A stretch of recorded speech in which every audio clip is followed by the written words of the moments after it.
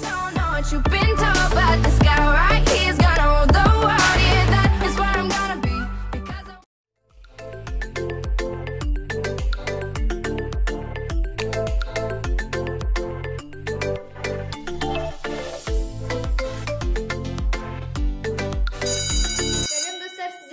мен Месайжан Кизет, және бүгінгі видеомыз Back to School немесе мектепке қайта оралайық. Бұл Back to School тақырыбындағы арнамдағы алғашқы видео болып саналады осы жылғы.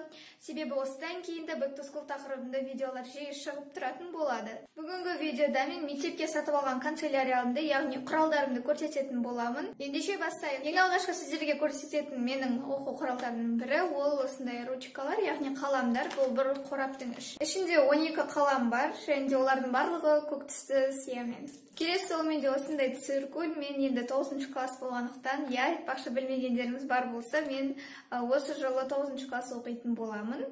Әрине бізде геометрия деген сабақ бар, және маған циркуль керек. Сондықтан да мен осындай күлгін түстегі циркуль сатып алдым. Міне осындай қорапшада, ендеше ашып көрсетейін. О, мынау сызғыш. Бұл қорапшаның бетінде осындай кішкентай сызғыш жатырды, және де ішінде ең қарапайым циркуль. Осындай қарындашымен. Білесіз, менде осындай 2 қарандаш, яғни олар простой қарандаштар.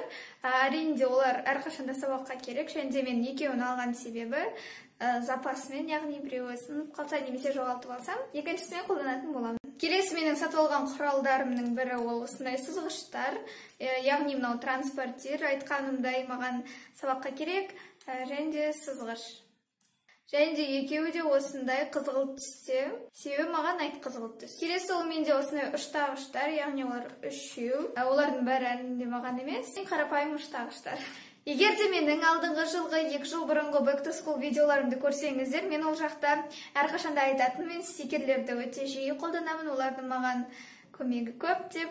Және де осы жолда міне стикерлер, мынау біреуі закладка сияқты, яғни күнделікті немесе кітаптың арасына қысырып қоюға, ал біреуі кәдімгі стикерлер. Стикерлердің көмегі зор, негізінде оған мысалы ең керекті ақпаратты стикерға жазып, оны күнделігіне немесе блокнотына жабыстырып қоюға болады. Және де егер де саған кішігірім напоминание жасайтын сондай қағаз керек болса, осы стикерға жазып қоюға болады. Мен әрқашан стикерлерге жазамды, күнделігіме жабыстырып қоямын.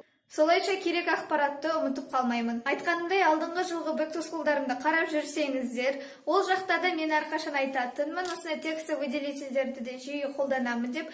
Осы жолы да дәл солай. Себебі химия немесе физика дәптерлеріндегі керек ақпараттарды, формулаларды мен тексті выделительдермен белгілеп қоямын. Қанық түспен белгіленіп қойған текст, ол ақпарат есте тез сақталады. Сондықтан да оларды алуды жөн көрдім, себебі алдыңғы жылдар енді бітіп қалды. Және де тағы да өте керекті зат ол өшіргіш. Алдыңғы жылда да осы қарапайым өшіргіштерді алдым.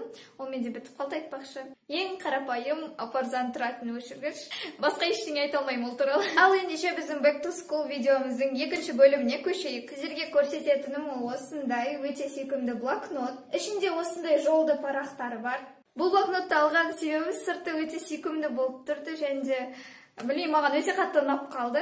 Егер де сіз стикер сағанды ұнатпасаңыз, онда осындай блокноттарға жазып жүруге болады керек ақпаратты. Мысалға, сабақтан кейін белгілі бір үйірмелерге немесе белгілі бір жерлерге бару керек болса, осындай блокноттарға жазып қоюға болады. Кейіннен үстін тексті выделительмен белгілеп қойсаңыз, міндетті түрде есіңізде қалады. Келесі көрсететін менде осындай обложкалар, олар А4 форматтағы кітаптарға арналған. Менде ағылшын кітабы және де химия кітабы сондай форматта. Сондықтан олар маған керек. Басқа кітаптардың қаптарына келетін болсақ, менде алдыңғы жылдардан бері қалған өте көп қаптар бар, соларды қолданамын. Ал ендеше барлықтарыңыздың сүйікті жеріне көшейік. Біздің бүгінгі видеомыздың ол осыншама дәптерлер. Мен осыншама 13 қалың дәптерлер сатып алдым. Олардың барлығы 48 беттік. Тек қана мынау 96 беттік. Бұл дәптерлерді мен сабақта өте жиі қолданамын. Ал ендеше барлығын бір-бірден көрсетіп шығайын. Ең алғаш көзге түсіп тұрған дәптерлер ол мына үшеуі, барлығы бірдей ұқсас. Мынау көк түсті фламингосымен, әртүрлі гүлдерімен, және де дәл соған ұқсас осындай күлгін түсте. Маған сырты әдемі дәптерлерді алған ұнайды, сондықтан бүгінгі видеода көретін дәптерлердің барлығы сырттары өте әдемі. Келесі дәптерлер осындай, оның суреттері градиент бойынша жасалған, яғни қызыл, қызғылт сары, және де қызыл сары қайта. Сондай дәптердің екеуі және де біреу осындай қоңырдан көкке дейінгі градиентпен жасалған. Келесі көрсететін дәптерлерім өте сүйкімді. Олардың сыртында осындай үкілердің суреті бар. Біреуі жасыл түсті, ал біреуі осындай бежевый. Оларда 48 беттік және де олар үші клеткаға. Арамызда тәттілерді мен сияқты өте қатты жақсы көретін адамдар бар ма? Бар болса, осы видеоға лайк басайық, көрейік қанша екенімізді.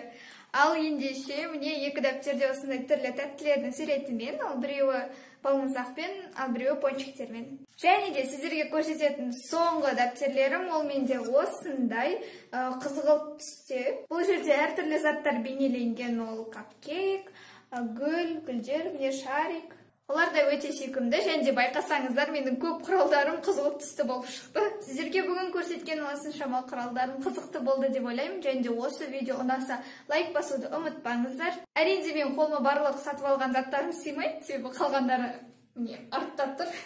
Бірақ дегенмен де сіздерге осы видео ұнады деген ойдамын, себебі көпшілігіңіз менің Back to School видео түсіргенімді қаладыңдар. Back to School'дың басқа да бөлімдері шықсын десеңіз, осы видеода 6000 лайк жинайық, сонда келесі бөлімдері шығатын болады. Бұл видеоға лайк басыңыздар, менің арнама тіркелуді ұмытпаңыздар. Менің инстаграмға тіркеліңіздер, бар қызықтар менің инстаграмымда. Айтпақшы, менің инстаграмымда 90 мыңға жетіп қалдық. Кейіннен 10 мың қосылып 100 мың болайық қоялы жақтада. Сіздермен бірге болған мен Месежан KZ. Сау болыңыздар!